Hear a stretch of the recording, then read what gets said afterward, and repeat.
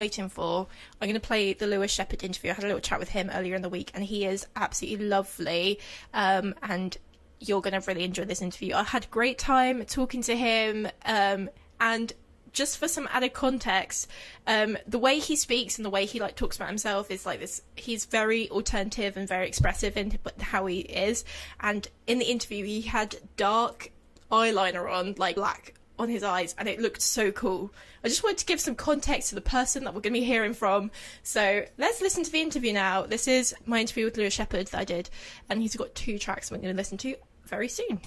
So we're here with Lewis Shepherd. How are you doing? Hello. Thank you. It's nice and sunny inside and outside. It's been absolutely lush, hasn't it? And we've never had any of your music or you on the South Coast Music Show before. So for people who don't know you, do you want to do like a quick introduction of like yourself and your music? So my kind of style is a bit of a weird amalgamation of sort of loads of bands that I love. So some of my favorite bands like Incubus, Biffy Clyro, 21 Pilots, all that kind of stuff thrown in. So it's kind of like new metal, rock, hip hop, do a bit of rapping, bit of singing, stuff like that. So that's kind of the gist of it. I love that like amalgamation as well. It's such a unusual mix, but I think it really does suit like your sound very well, because I've music like all morning. Oh, cool. And on your Instagram, in your bio, you describe yourself as Council Estate emo. What does that? Because that's quite a niche thing. So what does that mean for people who wouldn't maybe know? So I was in a pretty rubbish council estate with like all sorts of mayhem when I was younger. And I was like kind of a weird blend of like, I love all the mod stuff. So I love like Britpop stuff and Oasis and things like that, which kind of stick it to the man kind of thing. But then there was also the mix of like the new metal and emo scene and stuff like that. So style and the way I dress and stuff like that is Britpop / emo, which is kind of a weird mix because they kind of don't really go. But I guess it kind of comes across more as like a punk thing. So that's kind of where it stems from. And it's always been a running joke as well. Sort of just, yeah, I've always just joked about being growing up poor. And you're from Southampton, so growing up local to Southampton has been like a big influence for you? So I grew up on the Isle of Wight. Oh, okay, sorry. Yeah, that's actually where. And then I moved to Brighton, and I've lived there for a bit, down to Southampton, and now I'm living here again. And so that's like sort of all over the South Coast, which has really influenced your music style and how you dress and how you express 100%. Yourself, which I think is really cool, yeah. By the way. And I was listening to some of your music before the interview, and your older stuff is quite different from your newer tracks, like This Blood Is Yours and your newer song, BiTE.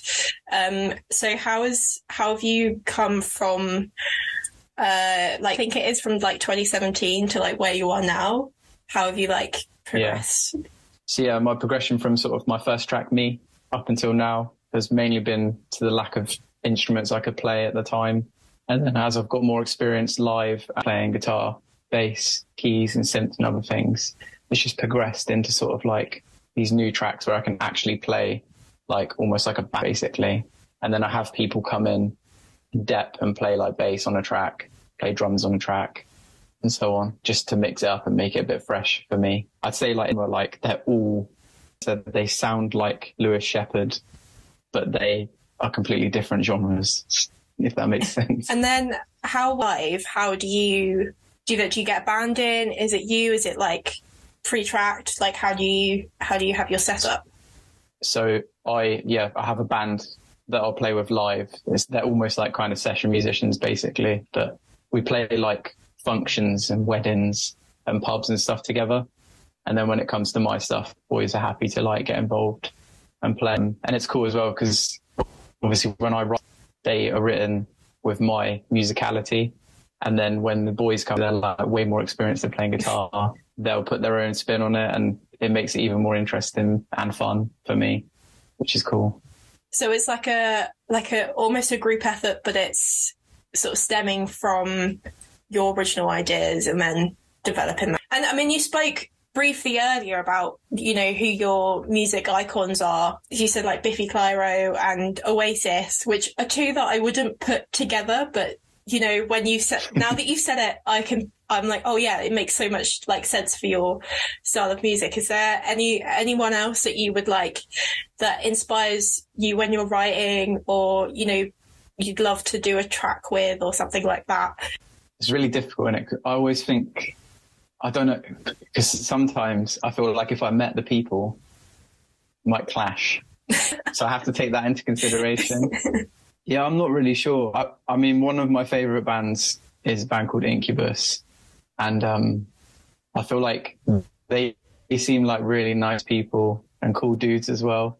And I feel like it would be fun to play with them. So it'd have to probably be them. Or on the flip side, it would be probably 21 Pilots, especially Josh, the drummer. I think he would be fun to work with. Did you like their last album, Scales and Icy? What did you think of it? Because it's very different from what they'd previously done.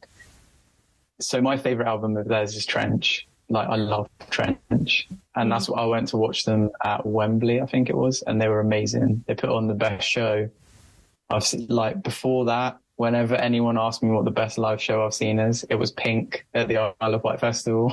She smashed it. What a contrast. And then I know, I literally, like, they're like, what? I was just like, she was so good. Like, I like some of her songs, but blew it out. But 21 Pilots, yeah, they took that to the next level for me, and they were like performance, musicianship. It was so sick. And I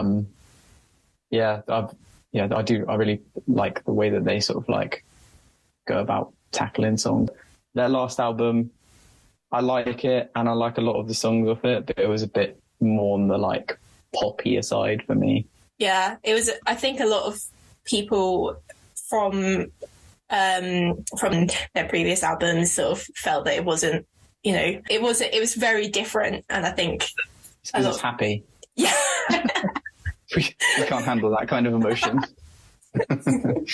And speaking of emotion and handling emotions, do you want to introduce the first track that we're going to hear from you today, and introduce it to us? Because we've music on the South Coast Music Show before, so this is really exciting for everyone. So do you want to introduce the track for us? Okay.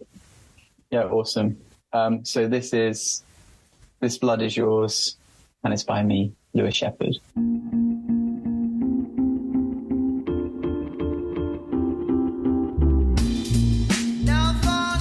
Your newest song, BiTE, which we're going to listen to it was played on BBC Introducing Solent, and it's now being played here on South Coast Music Show.